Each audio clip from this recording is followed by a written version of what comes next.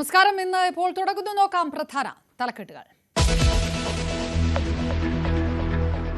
കേന്ദ്ര ആരോഗ്യമന്ത്രിയുമായി കൂടിക്കാഴ്ച നടത്തി വീണ ജോർജ്. ഇൻസെന്റീവ് കൂട്ടുന്ന കാര്യം പരിഗണിക്കുമെന്ന് JP നദ്ദ.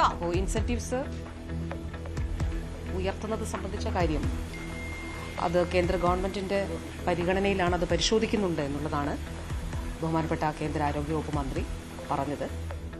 ആശാ സമരത്തിൽ നിലപാട് തിരുത്തി INTUC. സമരത്തിന് പിന്തുണയുമായി സംസ്ഥാന നേതൃത്വം.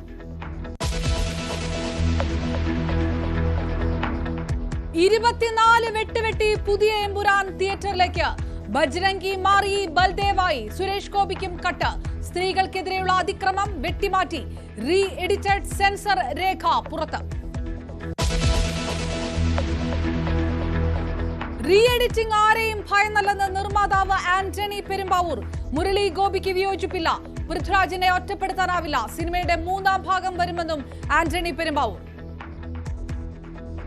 ഞങ്ങളുടേതായ ഒരു തീരുമാനമാണ്, ഞങ്ങൾ ഒന്നിച്ച് കൂടായിട്ട് എടുത്തൊരു തീരുമാനമാണ്. അതിലൂടെയാണ് ഈ ഒരു എഡിറ്റ് നടന്നിരിക്കുന്നത്. അത് 2 മിനിറ്റും ചെറിയ സെക്കൻഡും മാത്രമാണ് ആ സിനിമയിൽ നിന്ന് മാറ്റിയിരിക്കുന്നത്. ഇത് വേറെ ആരുടെ നിർദ്ദേശപ്രകാരമൊന്നുമല്ല, ഞങ്ങളുടെ സ്വന്തം ഇഷ്ടപ്രകാരം തന്നെ ചെയ്തിരിക്കുന്നതാണ്.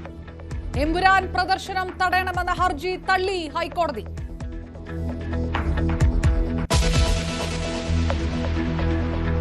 വഖഫ് നിയമ ഭേദഗതി നാളെ ലോക്സഭയിൽ. UDF-നെയും LDF-നെയും വെട്ടിലാക്കി കത്തോലിക്ക സഭ. KCBC-യുടെ പിന്തുണയ്ക്ക് നന്ദിയെന്ന് രാജീവ് ചന്ദ്രശേഖർ.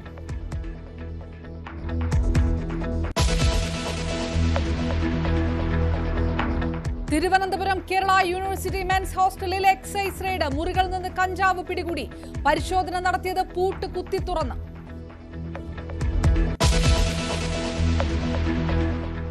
കോട്ടയത്ത് 9 മാസം ഗർഭിണിയായ യുവതി ഭർത്തൃവീട്ടിൽ തൂങ്ങി മരിച്ചു. അമിത സണ്ണിയുടെ മരണത്തിൽ ദുരൂഹതയെന്ന് ബന്ധുക്കൾ. ഭർത്താവുമായുള്ള വഴക്ക് മരണത്തിന് കാരണമെന്ന് പ്രാഥമിക നിഗമനം.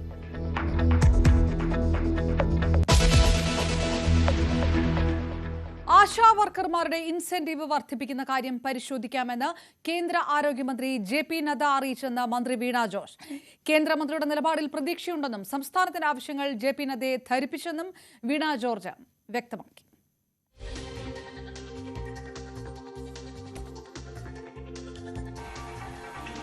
ഇൻസെന്റീവ്സ് വർദ്ധിപ്പിക്കുന്നതുൾപ്പെടെയുള്ള കാര്യങ്ങൾ, അതോടൊപ്പം ഇവരെ തൊഴിൽ നിയമങ്ങളുടെ പരിധിയിൽ വുമൻ വോളണ്ടിയർ എന്നുള്ളതാണല്ലോ സെൻട്രൽ ഗൈഡ് ലൈൻ, യൂണിയൻ ഗവൺമെൻറ്റിൻ്റെ ഗൈഡ് ലൈൻ അങ്ങനെയാണ്. അപ്പോൾ അതുൾപ്പെടെയുള്ള കാര്യങ്ങൾ ബഹുമാനപ്പെട്ട മിനിസ്റ്ററോട് ഇക്കാര്യങ്ങൾ സംസാരിച്ചു. അപ്പോൾ ഇൻസെന്റീവ്സ് ഉയർത്തുന്നത് സംബന്ധിച്ച കാര്യം അത് കേന്ദ്ര ഗവൺമെൻറ്റിൻ്റെ പരിഗണനയിലാണ്, അത് പരിശോധിക്കുന്നുണ്ട് എന്നുള്ളതാണ് ബഹുമാനപ്പെട്ട കേന്ദ്ര ആരോഗ്യവകുപ്പ് മന്ത്രി പറഞ്ഞത്. അതോടൊപ്പം നമുക്ക് 2023-24 ശേഷിക്കുന്നത് നൽകുന്നത് സംബന്ധിച്ച കാര്യം അതും വളരെ പോസിറ്റീവായിട്ടാണ് അദ്ദേഹം അത് പരിഗണിച്ച് അത് വർക്കൗട്ട് ചെയ്യാനായിട്ട് പറഞ്ഞു. ഇൻസെന്റീവ് കൂട്ടുന്ന കാര്യം പരിഗണിക്കാമെന്ന് JP നദ്ദ അറിയിച്ചു എന്ന് കൂടിയാണ് ആരോഗ്യമന്ത്രി വീണ ജോർജ് വ്യക്തമാക്കിയത്. MJ മിഥുൻ വിവരങ്ങളുമായി ചേർന്നു. മിഥുൻ, ആശാ സമരം കൂടുതൽ കടുപ്പിക്കുകയും കൂടുതൽ പിന്തുണയുമായി മുന്നോട്ട് പോവുകയും ചെയ്യുമ്പോൾ സംസ്ഥാനം ഒരു ഇടപെടൽ നടത്തുന്നു എന്നുകൂടിയാണ് മാധ്യമങ്ങൾക്ക് മുന്നിൽ വ്യക്തമാക്കാൻ ശ്രമിക്കുന്നത് ആരോഗ്യമന്ത്രി വീണ ജോർജ്. ഏത് തരത്തിൽ കേന്ദ്രം ഈ വിഷയത്തിനകത്ത് കൂടുതൽ ഇടപെടുന്നു എന്നുള്ള ഉറപ്പ് കിട്ടി എന്നുകൂടിയാണ് പറയുന്നത്?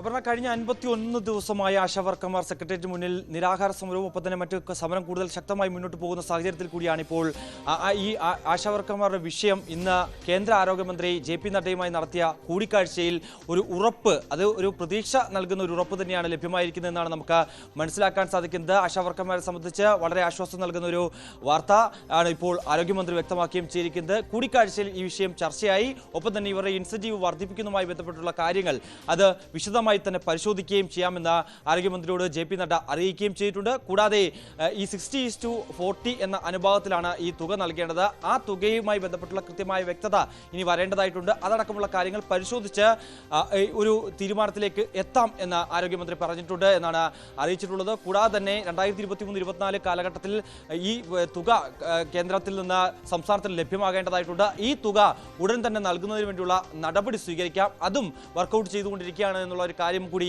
JP നദ്ദ അറിയിക്കുകയും ചെയ്തിട്ടുണ്ട്. കൂടാതെ മറ്റ് ചില മാധ്യമപ്രവർത്തകരുടെ ചോദ്യങ്ങളുണ്ടായിരുന്നു. അതിൽ കൃത്യമായ മറുപടിയും ആരോഗ്യമന്ത്രിയുടെ ഭാഗത്തുനിന്നും ഉണ്ടാവുകയും ചെയ്തിരുന്നു. അതായത് ഒരിക്കൽ കൂടി ഈ ആശാവർക്കർമാരുമായി ചർച്ച നടത്താനുള്ള സാധ്യതയുണ്ടോ എന്നുള്ള ചോദ്യത്തിന് ഇനിയും ചർച്ച നടത്താനുള്ള സാധ്യതയുണ്ട്. അതായത് ഡൽഹിയിൽ നിന്ന് മടക്കിയെത്തിയത് അടുത്ത 3 ദിവസത്തിനുള്ളിൽ തന്നെ ഈ ആശാവർക്കർമാരുടെ എല്ലാ സംഘടനകളെയും ഒരുമിച്ചിരുത്തിക്കൊണ്ട് ഒപ്പം ചേർത്ത് ഒരു കൃത്യമായ രീതിയിൽ ഒരു ചർച്ച നടത്തിക്കൊണ്ട് ഈ സമരം അവസാനിപ്പിക്കുന്നതിന് വേണ്ടിയുള്ള നടപടി സ്വീകരിക്കുന്ന കൂടി ആരോഗ്യമന്ത്രി പറഞ്ഞു വെക്കുകയും ചെയ്തിട്ടുണ്ട്. എന്തായാലും INTUC കൂടി ഇന്ന് ഈ ഒരു സമരത്തിന് പിന്തുണയുമായി രംഗത്ത് വന്നതിന്റെ അടിസ്ഥാനത്തിൽ INTUC തന്നെ ആരോഗ്യമന്ത്രി ഇക്കാര്യം അറിയിക്കുകയും ചെയ്തു. അതായത് എല്ലാവരും ഒപ്പം ഇരുത്തിക്കൊണ്ട് നേരത്തെ SUCI സംഘടനയുടെ നേതൃത്വത്തിലുള്ള ആശാവർക്കർമാരുമായി മാത്രമാണ് ചർച്ച നടത്തിയിട്ടുള്ളത്. അതുകൊണ്ട് തന്നെ എല്ലാവരെയും ഒപ്പം ഇരുത്തിക്കൊണ്ട് ഒരു കൃത്യമായ കൂടിയാലോചന നടത്തിക്കൊണ്ട് മാത്രമാണ് ഈ ഒരു സമരം അവസാനിപ്പിക്കാൻ സാധിക്കും. അതുകൊണ്ട് തന്നെ അങ്ങനെ ഒരു നിർദ്ദേശം INTUC മുന്നോട്ട് വെച്ചിട്ടുണ്ട്. അത് കൃത്യമായി പരിഗണിച്ച് അടുത്ത ദിവസങ്ങളിൽ തന്നെ വരാൻ പോകുന്ന 3 ദിവസത്തിനുള്ളിൽ തന്നെ ഒരു യോഗം ഈ ഒരു ആശാവർക്കർമാരുടെ നേതൃത്വത്തിൽ നടത്തും എന്നതിനെ ആരോഗ്യമന്ത്രി പറഞ്ഞു വെക്കുന്നു. എന്തായാലും JP നദ്ദയുടെ ആ വാക്കുകളിൽ അല്ലെങ്കിൽ ആ യോഗത്തിൽ ഉയർന്നു വന്ന കാര്യങ്ങൾ നിലവിൽ നിരാഹാര സമരം അനുഷ്ഠിക്കുന്ന ആശാവർക്കർമാരെ സംബന്ധിച്ച് വളരെ ആശ്വാസകരമായിട്ടുള്ളതാണ്. MG മിഥുൻ വിവരങ്ങൾ നൽകിയത്. മിഥുൻ പറഞ്ഞതുപോലെ ആശാസമരത്തിലുള്ള നിലപാട് തിരുത്തി INTUC സംസ്ഥാന അധ്യക്ഷൻ R ചന്ദ്രശേഖരനും ആശാസമരത്തിന് പിന്തുണ നൽകും. മറ്റന്നാൾ സമരപ്പന്തലിലെത്തി പിന്തുണ അറിയിക്കും. സമരത്തെ പിന്തുണയ്ക്കണമെന്ന് VD സതീശനും KC വേണുഗോപാലും അഭ്യർത്ഥിച്ചതായും ചന്ദ്രശേഖരൻ പറഞ്ഞു. വിവാദങ്ങൾക്ക് പിന്നാലെ മോഹൻലാൽ ചിത്രം എമ്പുരാനിൽ വരുത്തിയത് 24 വെട്ടുകൾ. നന്ദിക്കാടിൽ നിന്ന് കേന്ദ്രമന്ത്രി സുരേഷ് ഗോപിയെ ഒഴിവാക്കി. വില്ലൻ കഥാപാത്രത്തിന്റെ പേര് ബജ്രംഗി എന്നത് മാറ്റി ബൽദേവ് എന്നാക്കി. മാറ്റങ്ങളുമായി പുതിയ എമ്പുരാൻ നാളെ തിയേറ്ററുകളിൽ എത്തും. നേരത്തെ 17 വെട്ടുകളാണ് ചിത്രത്തിൽ വരുത്തുന്നതെന്നായിരുന്നു പറഞ്ഞിരുന്നത്. എന്നാൽ അതിൽ കൂടുതൽ രംഗങ്ങൾ മാറ്റിയതായാണ് റീ എഡിറ്റിംഗ് സെൻസർ രേഖ വ്യക്തമാക്കുന്നത്. നന്ദിക്കാടിൽ നിന്നും കേന്ദ്രമന്ത്രി സുരേഷ് ഗോപിയെ ഒഴിവാക്കി. സുരേഷ് ഗോപി ആവശ്യപ്പെട്ടത് പ്രകാരമാണ് പേര് നീക്കിയതെന്നാണ് റിപ്പോർട്ട്. ജ്യോതിസ് മോഹൻ IRSന്റെ പേര് മാറ്റി. ചിത്രത്തിലെ സ്ത്രീകൾക്കെതിരായ അതിക്രമ സീനുകൾ മുഴുവനും ഒഴിവാക്കി. മതചിഹ്നങ്ങളുടെ പശ്ചാത്തലത്തിൽ വാഹനങ്ങൾ കടന്നുപോകുന്ന സീനും വെട്ടിമാറ്റി. NIA എന്ന് പരാമർശിക്കുന്ന സീൻ നീക്കം ചെയ്തു. അക്രമങ്ങളുടെയും മൃതദേഹങ്ങളുടെയും സീനുകളും ഒഴിവാക്കി. ബൽരാജ്, പീതാംബരൻ എന്നീ കഥാപാത്രങ്ങളുടെ ചില സീനുകൾ നീക്കം ചെയ്തു. ഒരു കാലഘട്ടം വ്യക്തമാക്കുന്ന കാർഡ് മാറ്റി കുറച്ചു വർഷങ്ങൾക്ക് മുൻപ് എന്നുമാക്കി. TV ന്യൂസ് ദൃശ്യങ്ങളും മാറ്റി. പൃഥ്വിരാജിന്റെ കുട്ടിക്കാലം അഭിനയിച്ച കുട്ടിയുടെ കഥാപാത്രമായ സായിദ് മസൂദും അച്ഛൻ മസൂദും തമ്മിലുള്ളതും ബൽരാജും മുന്നയും തമ്മിലുള്ള ചില സംഭാഷണങ്ങളും മാറ്റി. ആഭ്യന്തരമന്ത്രിയെക്കുറിച്ചുള്ള ബജ്രംഗിയുടെ സംഭാഷണവും ഒഴിവാക്കിയിട്ടുണ്ട്. സ്വരൂപ കർത്ത, K റോഷ്നിദാസ്, GM Mahesh, IM മഞ്ജുഷൻ, T Nadeem Tufail എന്നിവരുടെ കമ്മിറ്റി ചിത്രം കണ്ടു നൽകിയ ശുപാർശയുടെ അടിസ്ഥാനത്തിലാണ് വീണ്ടും സർട്ടിഫൈ ചെയ്തിരിക്കുന്നത്. ആകെ 2 മിനിറ്റ് 8 സെക്കൻഡ് ദൃശ്യങ്ങളാണ് മാറ്റിയിരിക്കുന്നത്. മാറ്റങ്ങളുമായി പുതിയ എമ്പുരാൻ നാളെ തിയേറ്ററുകളിലെത്തും. ന്യൂസ് 18 കൊച്ചി. മോഹൻലാൽ സിനിമയുടെ കഥ അറിഞ്ഞ് തന്നെയാണ് എമ്പുരാനിൽ അഭിനയിച്ചതെന്ന് നിർമ്മാതാവ് Antony Perumbavoor. Cinema re edit ചെയ്യാൻ ആരും സമ്മർദ്ദം ചെലുത്തിയില്ലെന്നും തീരുമാനം ഒന്നിച്ചെടുത്തതാണെന്നും ആന്റണി പെരുമ്പാവൂർ പറഞ്ഞു. എമ്പുരാൻ വിവാദമടക്കം എല്ലാം ബിസിനസ് അല്ലേ എന്നായിരുന്നു സുരേഷ് ഗോപിയുടെ പ്രതികരണം. ഒരു സിനിമ നിർമ്മാതാവ് എന്നുള്ള നിലയിലും സംവിധായകനും അതിനകത്ത് അഭിനയിച്ച ആൾക്കാർക്കും ഒക്കെ ഒരു ബാധ്യതയുണ്ടെന്ന് വിശ്വസിക്കുന്ന ഒരാളാണ് ഞാൻ. ആ വിശ്വാസത്തിൻ്റെ പേരിൽ ഞങ്ങളുടേതായ ഒരു തീരുമാനമാണ്, ഞങ്ങൾ ഒന്നിച്ച് കൂടായിട്ട് എടുത്തൊരു തീരുമാനമാണ്. അതിലൂടെയാണ് ഈ ഒരു എഡിറ്റ് നടന്നിരിക്കുന്നത്. അത് 2 മിനിറ്റും ചെറിയ സെക്കൻഡും മാത്രമാണ് ആ സിനിമയിൽ നിന്നും മാറ്റിയിരിക്കുന്നത്. ഇത് വേറെ ആരുടെ നിർദ്ദേശപ്രകാരമൊന്നുമല്ല, ഞങ്ങളുടെ സ്വന്തം ഇഷ്ടപ്രകാരം തന്നെ ചെയ്തിരിക്കുന്നതാണ്. മോഹൻലാൽ ഒന്നും അറിഞ്ഞിട്ടില്ലെന്ന മേജർ രവിയുടെയും വിവിധ സംഘപരിവാർ സംഘടനാ നേതാക്കളുടെയും വാദങ്ങളെ തള്ളിയാണ് ആന്റണി പെരുമ്പാവൂർ മാധ്യമങ്ങളെ കണ്ടത്. പൃഥ്വിരാജിനെ ഒറ്റപ്പെടുത്തി ആക്രമിക്കേണ്ട. ഒരിക്കലും പൃഥ്വിരാജിനെ ഒറ്റപ്പെടുത്തേണ്ട കാര്യമില്ല. കാരണം ഞങ്ങൾ എത്രയോ വർഷമായിട്ട് അറിയാവുന്ന ആൾക്കാരാണ്. ഞങ്ങൾ ഒന്നിച്ചെടുത്ത തീരുമാനമാണ് ഈ സിനിമ നിർമ്മിക്കണമെന്നും ഈ സിനിമ വരണമെന്നും ഈ സിനിമയിൽ ഇപ്പോൾ ഉണ്ടായിരിക്കുന്ന ഈ വിവാദങ്ങൾ ഉണ്ടാകാൻ പാടില്ല എന്നും വിശ്വസിച്ച് പൃഥ്വിരാജ് ഉൾപ്പെടുന്ന ആൾക്കാർ ജീവിക്കുന്ന ഈ സമൂഹത്തിൽ ജീവിക്കുന്നതല്ലേ. സമ്മർദ്ദങ്ങൾക്ക് വഴങ്ങിയാണ് ചിത്രം റീ എഡിറ്റ് ചെയ്തതെന്ന വാദവും തിരക്കഥാകൃത്ത് മുരളി ഗോപിക്ക് അതൃപ്തിയുണ്ടെന്ന വിമർശനവും ആന്റണി പെരുമ്പാവൂർ തള്ളുന്നു.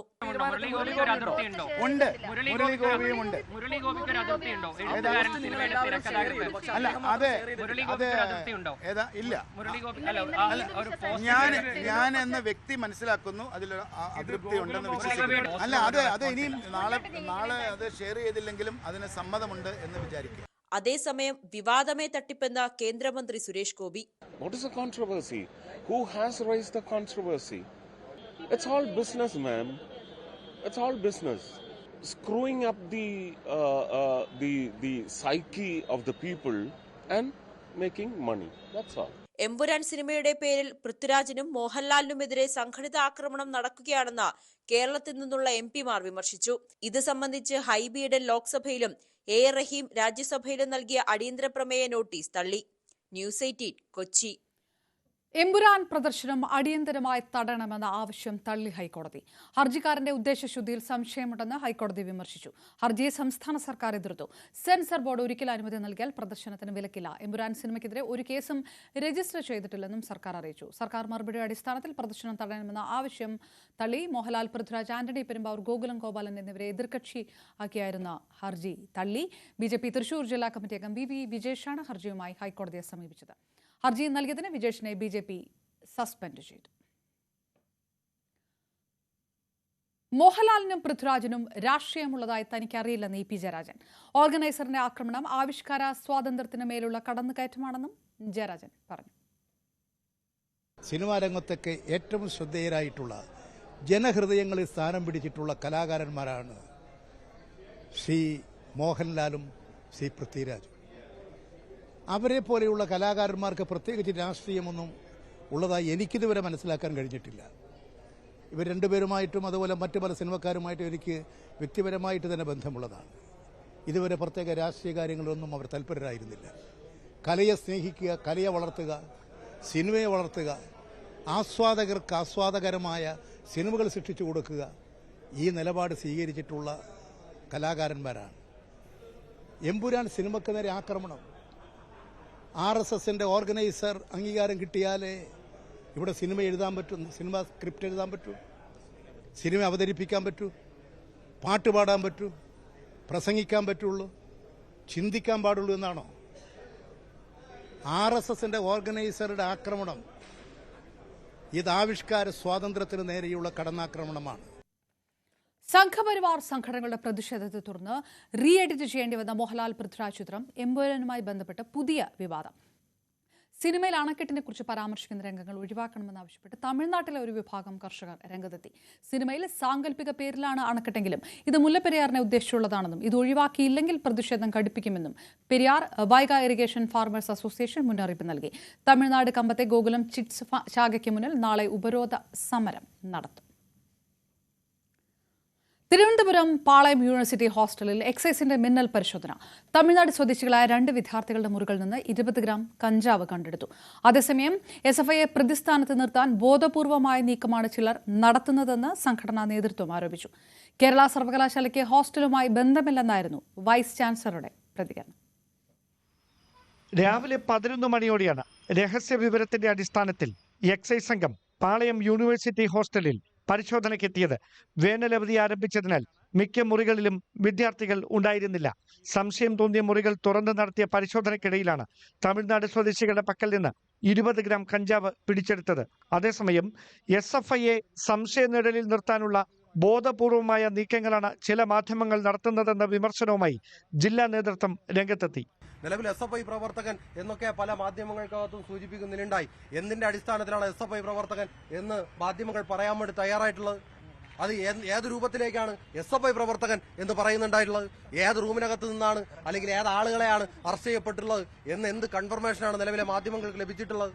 അപ്പോഴും പറയുകയാണ് SFI ആണ്, SFIയുടെ ഹോസ്റ്റലാണ്, SFIയുടെ നേതൃത്വത്തിലുള്ള ഹോസ്റ്റലാണ് എന്ന്. കേരള സർവകലാശാലയ്ക്ക് യൂണിവേഴ്സിറ്റി ഹോസ്റ്റലുമായി ബന്ധമില്ലെന്ന് വൈസ് ചാൻസലർ. അത് കേരള യൂണിവേഴ്സിറ്റിയുടെ കീഴിലുള്ള ഹോസ്റ്റലല്ല. കേരള ഗവൺമെൻറ് നേരിട്ട് നടത്തുന്ന ഹോസ്റ്റലാണ്. അതുകൊണ്ട് തന്നെ യൂണിവേഴ്സിറ്റിയുടെ അധികാരികൾക്കാർക്കും തന്നെ അതിൻ്റെ ഭരണത്തിലോ ഒന്നിലും പങ്കില്ല. അതേസമയം യൂണിവേഴ്സിറ്റിയുടെ വിദ്യാർത്ഥികൾ അവിടെ പഠിക്കുന്നുണ്ട്. സത്യം പറഞ്ഞാൽ ആ നടപടിയെ, പോലീസ് നടപടിയെ യൂണിവേഴ്സിറ്റി സ്വാഗതം ചെയ്യുന്നു എന്ന് മാത്രമല്ല, നമ്മുടെ എല്ലാ ഹോസ്റ്റലുകളും ഈ രീതിയിൽ പോലീസ് റെയ്ഡ് നടത്തണമെന്നും അവിടുത്തെ കുട്ടികളെ ഇങ്ങനെ ലഹരി ഉപയോഗിക്കാത്തവരാണ് എന്ന് ഡിക്ലെയർ ചെയ്യണമെന്നുള്ളതാണ്. എക്സൈസ് സംഘം ഒരു മുറിക്കുള്ളിൽ മാത്രം പേരിന് വേണ്ടിയുള്ള പരിശോധനയാണ് നടത്തിയതെന്നും ഈ ഘട്ടത്തിൽ ഒരു സംഘടനയ്ക്കെതിരെയും ആരോപണമുന്നയിക്കാൻ ഇല്ലെന്നും KSU ഭാരവാഹികൾ വ്യക്തമാക്കി. ഒരു മുറിയിൽ മാത്രം പരിശോധന നടത്തി 20 ഗ്രാം കഞ്ചാവ് പിടികൂടിയതിനു ശേഷം ആ എക്സൈസ് സംഘം ഇവിടെ നിന്നും മടങ്ങിപ്പോയി എന്നുള്ളതാണ്. മറ്റിടങ്ങളിലേക്ക് പരിശോധന നടത്തുവാനോ ഇത് എവിടെ നിന്ന് വന്നു എന്നുള്ളതിനെ പറ്റി കൃത്യമായിട്ടുള്ള അന്വേഷണം നടത്തുവാനോ അവർ തയ്യാറായിട്ടില്ല എന്നുള്ളത് വളരെ ദൗർഭാഗ്യകരമായിട്ടുള്ള സംഭവമാണ്. ലഹരി വ്യാപനത്തിന് തടയിടുന്നതിന്റെ ഭാഗമായി നഗരത്തിലെ മറ്റ് കോളേജ് ഹോസ്റ്റലുകളിലും നിരീക്ഷണം ശക്തമാക്കാനാണ് പോലീസിന്റെയും എക്സൈസിന്റെയും തീരുമാനം. ന്യൂസ് 18 തിരുവനന്തപുരം.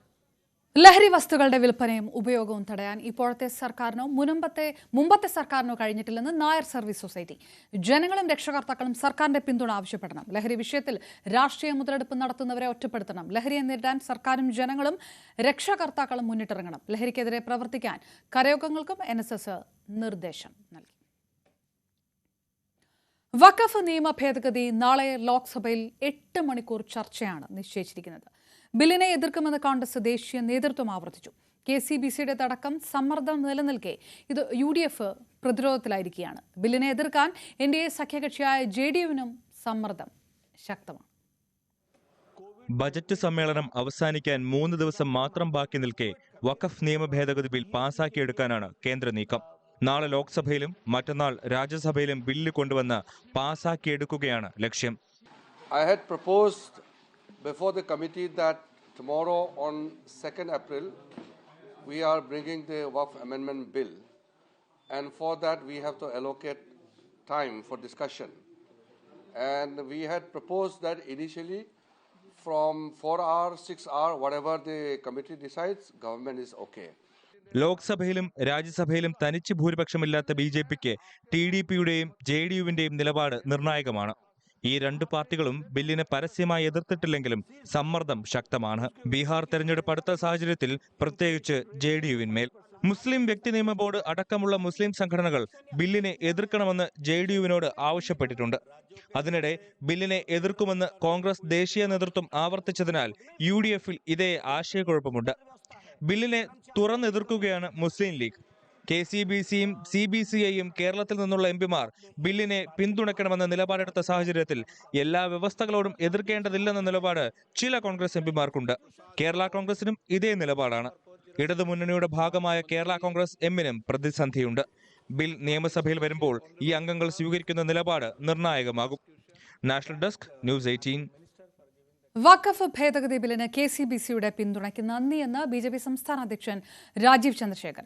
ബില്ലിനെ കോൺഗ്രസ് പിന്തുണച്ചില്ലെങ്കിൽ മുനമ്പത്തെ ജനത്തിനൊപ്പമല്ല അവർ എന്നത് വ്യക്തമാകും.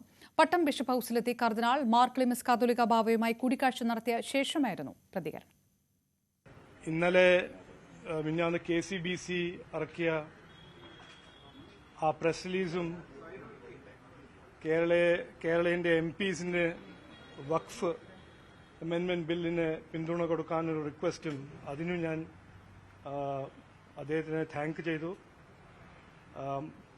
വേറെ കമ്മ്യൂണിറ്റിക്ക് വേണ്ടി എത്രയോ പണി ചെയ്യാൻ ഉണ്ട്, അത് ചെയ്യാൻ ഞാൻ തയ്യാറാണ് എന്ന് ഞാൻ പറഞ്ഞു.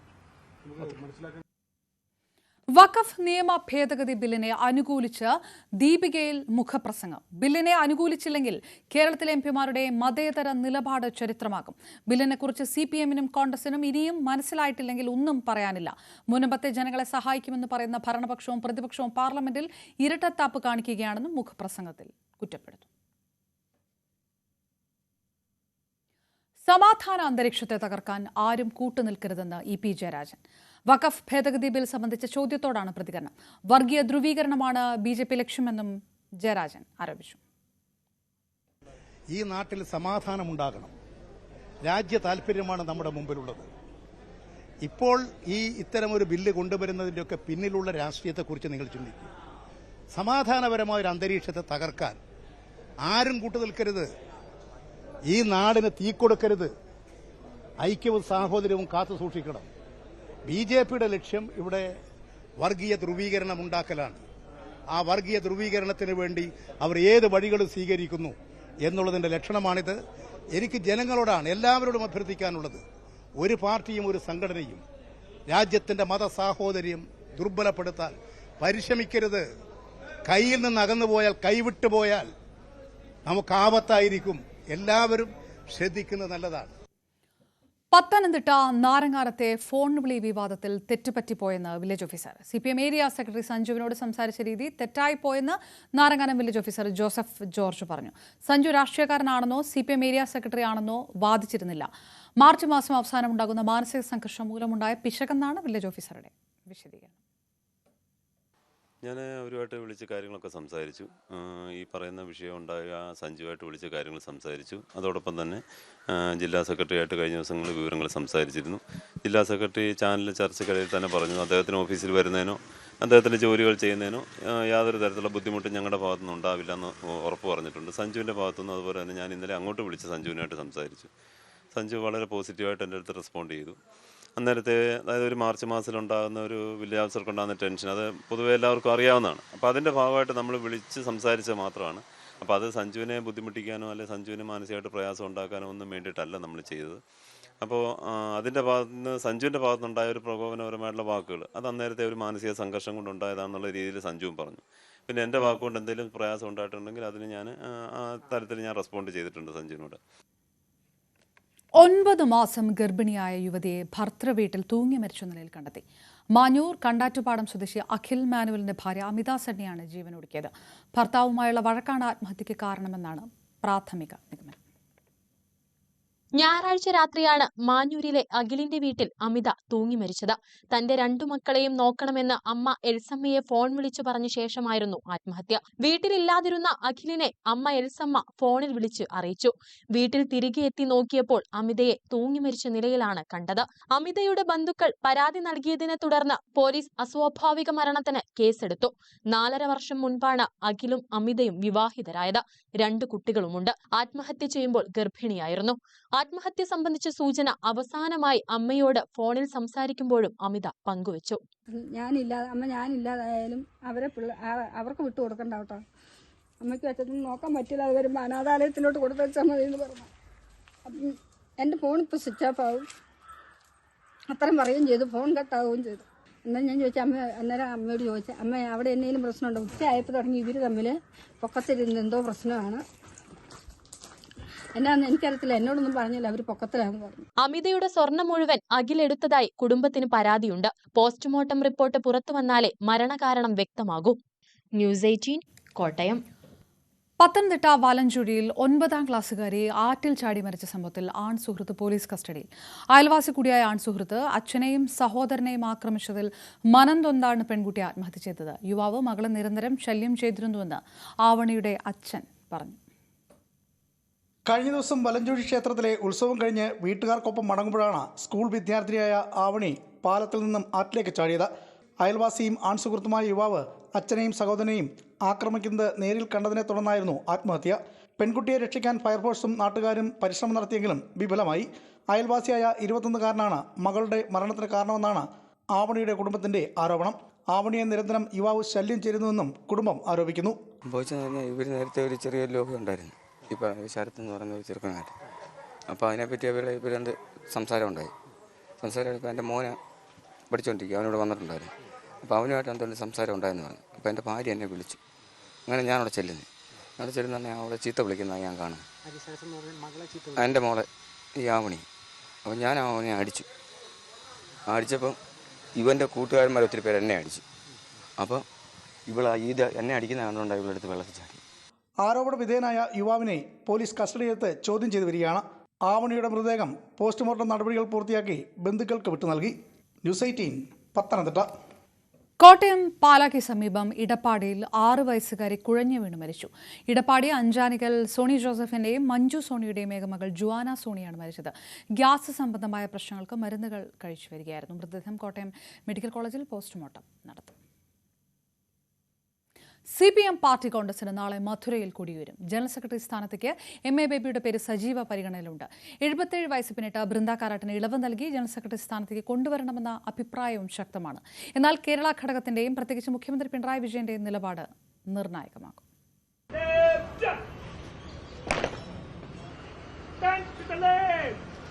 പാർട്ടി കോൺഗ്രസിന് മധുര ഒരുങ്ങിക്കഴിഞ്ഞു. തമിഴ്നാട്ടിൽ CPMന് സ്വാധീനമുള്ള പ്രദേശങ്ങളിലൊന്നായ മധുരയിൽ എങ്ങും ചെങ്കൊടികൾ മാത്രം. പ്രതിനിധികളും നേതാക്കളും സമ്മേളന നഗരിയിലേക്ക് എത്തിത്തുടങ്ങി. പുതിയ ജനറൽ സെക്രട്ടറി ആരാകുമെന്നതാണ് സമ്മേളനത്തെ ഏറ്റവും ശ്രദ്ധേയമാക്കുന്നത്. MA ബേബി EMSന്റെ പിൻഗാമിയായി CPM ജനറൽ സെക്രട്ടറി ആകുമെന്ന അഭ്യൂഹങ്ങൾ ശക്തമാണ്. കേരളത്തിൽ നിന്നുള്ള പ്രതിനിധികളിൽ വലിയൊരു വിഭാഗം ബേബിയെ പിന്തുണയ്ക്കുന്നുമുണ്ട്. എന്നാൽ മുഖ്യമന്ത്രി പിണറായി വിജയന്റെ പിന്തുണ MA ബേബിക്ക് കിട്ടുമോ എന്നതിൽ വ്യക്തതയില്ല. ദേശീയ രാഷ്ട്രീയത്തിൽ നിറഞ്ഞു നിന്ന സീതാറാം യെച്ചൂരിക്ക് പകരക്കാരനെ കണ്ടെത്തുക CPMന് എളുപ്പമല്ല. ബൃന്ദ കാരാട്ടിനെ പോലെ സുപരിചിതയായ നേതാവിന് അവസരം കൊടുക്കണമെന്ന് വാദിക്കുന്നവരുണ്ട്. എന്നാൽ പ്രായപരിധിയാണ് ബൃന്ദയ്ക്ക് മുന്നിലെ വെല്ലുവിളി. നീലോൽപൽ ബസു, BV രാഘവലു, അശോക് ദാവളെ തുടങ്ങിയവരെയും പരിഗണിച്ചേക്കാം. പൊളിറ്റ് ബ്യൂറോയിലേക്ക് കേരളത്തിൽ നിന്ന് ഒഴിവില്ലെങ്കിലും ബൃന്ദയ്ക്ക് പകരക്കാരിയായി KK ശൈലജയെ പരിഗണിച്ചേക്കാം. കേന്ദ്ര കമ്മിറ്റിയിലേക്ക് കോടിയേരി ബാലകൃഷ്ണന്റേതുൾപ്പെടെ 3 ഒഴിവുകളാണ് കേരളത്തിൽ നിന്നുള്ളത്. PK Biju, Muhammad Riyas, TP Ramakrishnan, MB Rajesh, PK സനവ എന്നിവരാണ് പരിഗണനയിൽ. BJP സർക്കാർ ഫാസിസ്റ്റാണോ നവഫാസിസ്റ്റാണോ എന്നതിനെ ചൊല്ലിയുള്ള തർക്കങ്ങൾക്കും പാർട്ടി കോൺഗ്രസ് വ്യക്തത വരുത്തും. BJP ചെറുക്കാൻ ജനാധിപത്യ മതേതര ബദൽ ശക്തിപ്പെടുത്തണം. ഒപ്പം പാർട്ടി എന്ന നിലയിൽ നഷ്ടപ്പെട്ടുപോയ ജനകീയ അടിത്തറയും സ്വാധീനവും തിരിച്ചുപിടിക്കണം. അതിനുള്ള ചർച്ചകളാകും മധുര പാർട്ടി കോൺഗ്രസിൽ ഉണ്ടാവുക. ഒപ്പം സീതാറാം യെച്ചൂരിയുടെ പകരക്കാരനെയും പാർട്ടി കോൺഗ്രസ് തെരഞ്ഞെടുക്കും. മധുരയിൽ നിന്നും ക്യാമറാമാൻ പ്രഭാകരനൊപ്പം VV അരുൺ, ന്യൂസ് 18. പാർട്ടി കോൺഗ്രസിൽ പങ്കെടുക്കാൻ മുഖ്യമന്ത്രി പിണറായി വിജയൻ മധുരയിലെത്തി. മധുര മാരിയറ്റ് ഹോട്ടൽ ഇനിയുള്ള 6 ദിവസം മുഖ്യമന്ത്രിയുടെ ക്യാമ്പ് ഓഫീസായി പ്രവർത്തിക്കും. മുഖ്യമന്ത്രിക്കൊപ്പം 9 മന്ത്രിമാരും പാർട്ടി കോൺഗ്രസിൽ പങ്കെടുക്കുന്നുണ്ട്.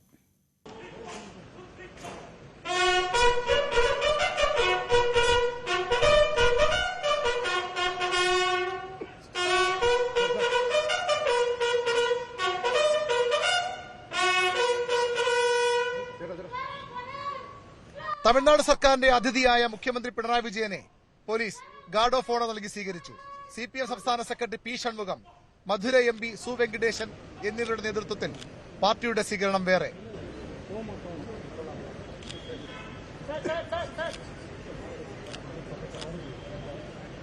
കുടുംബസമേതമാണ് മുഖ്യമന്ത്രി പിണറായി വിജയൻ പാർട്ടി കോൺഗ്രസിൽ പങ്കെടുക്കാനെത്തിയത്. CPMന്റെ മന്ത്രിമാരിൽ വീണ ജോർജും V അബ്ദുറഹ്മാനും ഒഴികെയുള്ള 9 മന്ത്രിമാർ പാർട്ടി കോൺഗ്രസിൽ പങ്കെടുക്കുന്നുണ്ട്. പാർട്ടി കോൺഗ്രസ് സമാപിക്കും വരെ മാരിയറ്റ് ഹോട്ടലാകും മുഖ്യമന്ത്രി പിണറായി വിജയന്റെ ക്യാമ്പ് ഓഫീസ്. സംസ്ഥാന ഭരണവുമായി ബന്ധപ്പെട്ട അടിയന്തര നിർദ്ദേശങ്ങളും തീരുമാനങ്ങളും 6 നാൾ ഇവിടം കേന്ദ്രീകരിച്ചാകും. VV അരുൺ, ന്യൂസ് 18, മധുര. പ്രായപരിധിയിൽ ഇളവ് നൽകണോ എന്ന് കേന്ദ്ര കമ്മിറ്റി തീരുമാനിക്കുമെന്ന് KK ശൈലജ പറഞ്ഞു. പ്രായം കൊണ്ട് ആരും പാർട്ടിയിൽ നിന്ന് ഒഴിഞ്ഞു പോകുന്നില്ല. ചെറുപ്പക്കാർക്ക് അവസരം നൽകാൻ കമ്മിറ്റിയിൽ നിന്ന് ഒഴിയുന്നവരും പാർട്ടിയുടെ ഭാഗമായി ഉണ്ടാകുമെന്നും പാർട്ടി കേഡർമാർക്ക് റിട്ടയർമെന്റ് ഇല്ലെന്നും KK ശൈലജ പറഞ്ഞു. അതേസമയം PBയിൽ എത്തുമോ എന്ന ചോദ്യത്തിന് അതൊന്നും തീരുമാനമായിട്ടില്ലെന്നും വനിതാ നേതാക്കളിൽ ആര് വന്നാലും സന്തോഷമെന്നും PK ശ്രീമതി പ്രതികരിച്ചു. ഒഴിഞ്ഞു പോകുന്നില്ല ആരും. പ്രായം കൂടിയ ആളുകളെ കമ്മിറ്റിയിൽ നിന്ന് ഒഴിവാക്കുന്നത് ഞങ്ങൾക്കൊരു നമ്പർ ലിമിറ്റ് ഉണ്ട്, എണ്ണം പരിമിതമാണ്. കണ്ടമാന ആളുകൾ എല്ലാവരെയും സെക്രട്ടറി ആക്കുക, അങ്ങനെ ചില പാർട്ടികളൊക്കെ ചെയ്യാറുണ്ട്. പറയുന്ന ആളൊക്കെ സെക്രട്ടറി, അങ്ങനെയില്ല ഞങ്ങൾക്ക്. ഞങ്ങളതൊരു കേഡർ പാർട്ടിയാണ്, അതുകൊണ്ട് എണ്ണം ലിമിറ്റ് ചെയ്തിട്ടുണ്ട്. ആ എണ്ണത്തിൽ ഒതുങ്ങുമ്പോൾ പ്രായം ചെന്ന ആളുകൾ മാറി നിന്ന് ചെറുപ്പക്കാർ, എത്രയധികം ചെറുപ്പക്കാരെയാണ് കഴിഞ്ഞ 2-3 പാർട്ടി കോൺഗ്രസുകളിലൂടെ നമ്മൾ കൊണ്ടുവന്നത്. അവർക്കൊരു അവസരം കൊടുക്കണം. അവർ വളരെ മിലിറ്റന്റ് ആയിട്ടുള്ളൊരു വിഭാഗമാണ് ചെറുപ്പക്കാർ. അപ്പോൾ അവർ വരുമ്പോൾ പ്രായം ചെന്ന ആളുകൾ കമ്മിറ്റിയിൽ നിന്ന് മാറുന്നു എന്നേ ഉള്ളൂ. CPMന്റെ ദൈനംദിന പ്രവർത്തനത്തിൽ അവരുടെ എക്സ്പീരിയൻസും അവരുടെ അറിവും എല്ലാം പൂർണ്ണമായി വിനിയോഗിച്ചുകൊണ്ടായിരിക്കും മുന്നോട്ട് പോവുക. അല്ല, ഞാൻ ആഗ്രഹങ്ങൾക്കനുസരിച്ച് നടക്കുമെങ്കിൽ ഇവിടെ വല്ല ബുദ്ധിമുട്ടുണ്ടോ? ആഗ്രഹങ്ങൾ പലർക്കും പല രീതിയിലുണ്ടാകും. പക്ഷെ ആഗ്രഹങ്ങളൊന്നും അങ്ങനെ എല്ലാവരും പുറത്തു പറയില്ലല്ലോ. ആഗ്രഹങ്ങൾ മനസ്സിൽ വെക്കും, പ്രതീക്ഷകളുണ്ടാകും. പ്രതീക്ഷകൾക്കനുസരിച്ച് പലർക്കും സ്ഥാനങ്ങൾ ലഭിക്കുന്നല്ലാതെ നമുക്കൊന്നും അതിന് ആധികാരികമായി പറയാനുള്ള യാതൊരു അധികാരവുമില്ല, അതിന് അവകാശമില്ല. സ്വർണം വെള്ളി നിരക്ക്. കവിത ഗോൾഡ് ആൻഡ് ഡയമണ്ട്സ് ഇന്നത്തെ സ്വർണം വെള്ളി നിരക്കുകൾ നിങ്ങൾക്കായി സമർപ്പിക്കുന്നത് Kavitha gold and diamonds. Choose your special. സ്വർണം 22 ക്യാരറ്റ് ഗ്രാമിന് 8,510 രൂപ, പവന് 68,080 രൂപ. 18 ക്യാരറ്റ് ഗ്രാമിന് 7,020, പവന് 56,160 രൂപ. വെള്ളി ഗ്രാമിന് 112 രൂപ, കിലോയ്ക്ക് 1,12,000 രൂപ. കവിത ഗോൾഡ് ആൻഡ് ഡയമണ്ട്സ് ഇന്നത്തെ സ്വർണം വെള്ളി നിരക്കുകൾ നിങ്ങൾക്കായി സമർപ്പിച്ചത് Kavitha gold and diamonds. Choose your special. ഇന്നിപ്പോൾ പൂർണ്ണമാകുന്നു. ഇടവേളയ്ക്ക് ശേഷം ഫാസ്റ്റ് ന്യൂസുമായി ഹരികൃഷ്ണൻ ചേരും. നമസ്കാരം.